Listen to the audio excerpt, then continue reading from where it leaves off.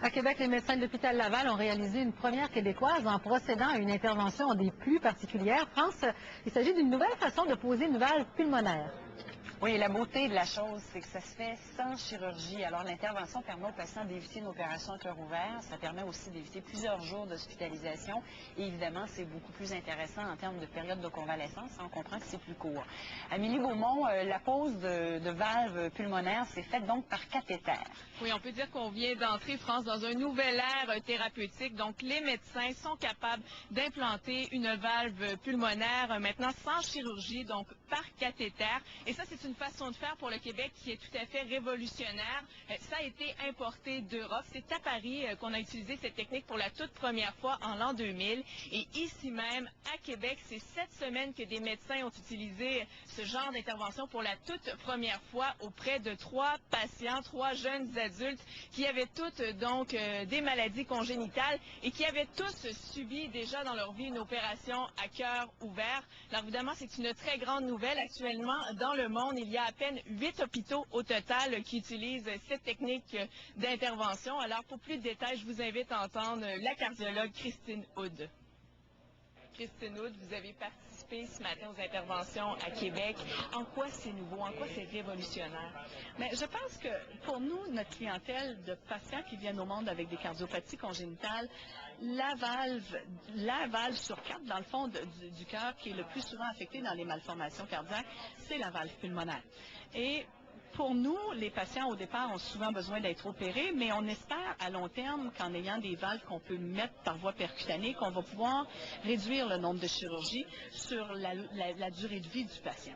Alors, ce sur quoi les gens ont travaillé, c'est des valves qu'on peut implanter par la veine, des valves percutanées. Alors, des valves qui, ça ici, c'est une valve jugulaire de veau qui a été montée sur un tuteur.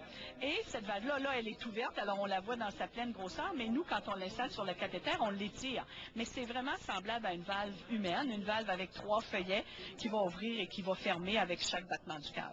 Et donc, on va entrer cette valve-là par la jambe du patient. Absolument, par la jambe du patient. Alors, il n'est pas du tout question de cicatrice, il n'est pas non plus question de procédure entre le chirurgien et l'interventionniste, comme c'est le cas pour les valves aortiques des personnes âgées, où souvent ça implique malgré tout que le chirurgien participe. Pour l'instant, notre chirurgien il est là en support moral et si jamais on a des problèmes, mais cette valve-là, elle est complètement installée par la voie percutanée. Et le patient peut sortir après 24 heures? Oui, habituellement, là, pour l'instant, on les garde à l'hôpital 24 heures, mais je suis convaincue que ça ne sera probablement pas très long, qu'on va les envoyer à la maison ce soir même. Mais oui, de fait, ce n'est que 24 heures d'hospitalisation, contrairement à une chirurgie qui nécessite 24 heures, 48 heures aux soins intensifs et qui nécessite 5 à 6 jours d'hospitalisation habituellement. Parlez-nous des chances de diminuer le nombre d'interventions chirurgicales pour les patients. Mais encore une fois, quand on pense à notre clientèle nouveau-née, on peut penser qu'un enfant, qu'une personne qui vivrait jusqu'à 70 ans aurait besoin de 5-6 chirurgies probablement durant sa vie.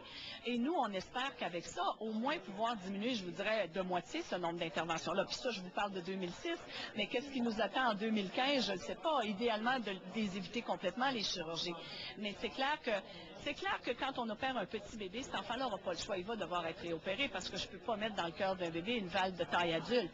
Mais quand on pense à des adolescents comme on a vu, puis des jeunes adultes, eux, à qui on a mis une valve, ou même à qui on n'aurait pas mis de valve, qui en ont besoin, on peut espérer, j'espère que d'ici les 10 prochaines années, qu'on va régler ce problème-là par cathéter et qu'on va éviter à jamais d'autres procédures chirurgicales. Mais ça, l'avenir reste à le dire. C'est sûr qu'on fait des petits pas en avant de cadre en décade, puis c'est ce qui fait que les patients survivent avec une bonne qualité de vie. C'est ce qu'on souhaite d'ailleurs.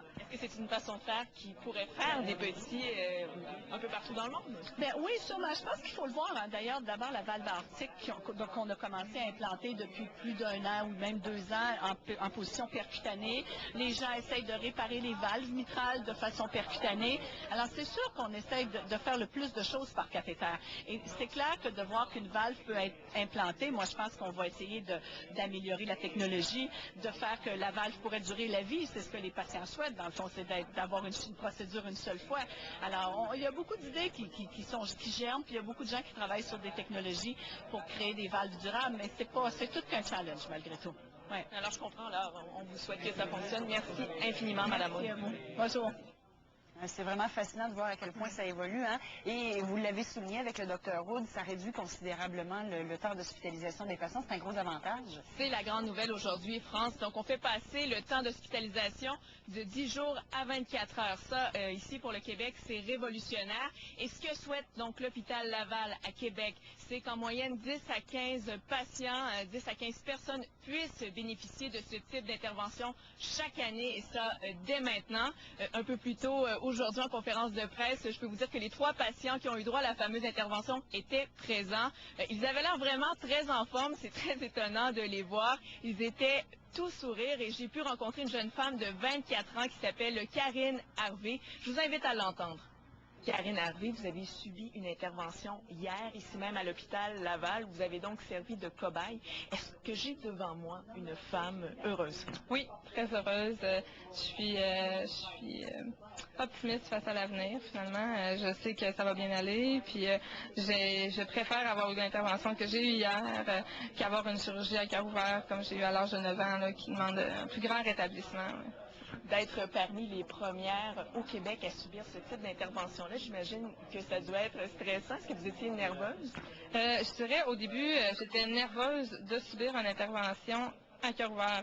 Quand ils m'ont annoncé qu'ils pouvaient me le faire par cathéter, pour moi, ça a été un grand soulagement. Là, fait que l'intervention, en tant que telle, on me l'a expliqué plusieurs fois. Le docteur Radez me l'a expliqué comme il faut. Puis j'avais pas de stress face à cette intervention-là, dans le sens que j'étais très confiante que ça allait bien marcher, puis que ça allait réussir. Il y en avait quand même 200 de faites dans le monde, puis 20 à Toronto. Puis je me disais, ils sont avec des spécialistes, ils savent ce qu'ils font, puis ils le feraient pas s'ils savaient que ça marcherait pas. Puis je me disais, au pire, si ça marche pas, je vais avoir l'intervention à cœur ouvert que je devais de toute façon avoir. Il fallait la changer, puis j'aimais mieux avoir cette intervention-là que l'autre, finalement. Ce qui est important de savoir, France, c'est qu'on est encore aujourd'hui au stade expérimental par rapport à ce nouveau type d'intervention, parce qu'on ne connaît pas tout à fait la durée de vie de la nouvelle valve révolutionnaire. Alors, c'est vraiment ça qu'il va falloir surveiller au cours des prochains mois et des prochaines années. Évidemment, on souhaite aux patients que ça puisse durer très longtemps, cette valve, pour pas qu'ils aient besoin d'une autre intervention. Oui, bien sûr. Merci beaucoup, Amélie. Je vous en prie. Intéressant, effectivement, de 10 jours à 24 heures. Waouh, c'est intéressant, certain. Et plus tard, France, les œuvres de plusieurs grands peintres québécois qui sont vendues aux enchères ce soir à Toronto. Oui, des œuvres de Clarence Gagnon, Marc-Aurèle Fortin, Jean-Paul Lemieux, Paul-Émile Bourgeois, j'en passe, mais la pièce maîtresse, c'est certainement « Il était une fois une ville » de Jean-Paul Réopel.